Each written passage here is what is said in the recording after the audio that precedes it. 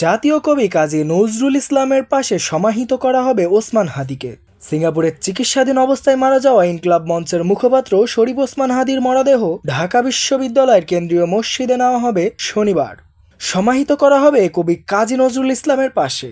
শুক্রবার সন্ধ্যায় ইনকিলাব মঞ্চের ফেসবুক পেজে এক পোস্টে এসব তথ্য জানানো হয়। পোস্টে বলা হয়, পরিবারের দাবির ভিত্তিতে শহীদ ওসমান হাদিকে কবি নজরুল ইসলামের পাশে সমাহিত করার এবং মানিক মিয়া অ্যাভিনিউতে বাদ জোহর জানাজার সিদ্ধান্ত নেওয়া হয়েছে।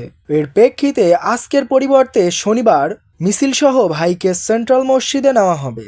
এতে বলা হয়, ছাত্র জনতা আজ ও আগামীকাল শৃঙ্খলার সঙ্গে আন্দোলন জারি রাখবেন, যেন কোনো গোষ্ঠী অনুপ্রবেশ ঘটিয়ে আন্দোলনে স্তিমিত করতে না পারে, একই সঙ্গে সহিংসতা করার সুযোগও না পায়। পোস্টে আরও বলা হয়, মরদেহ দেখার কোনো সুযোগ থাকবে না, সবার কাছে শৃঙ্খলা বজায় রাখা এবং শহীদ ওসমান হাদির জন্য দোয়া পৌঁছানোর অনুরোধ করা হচ্ছে।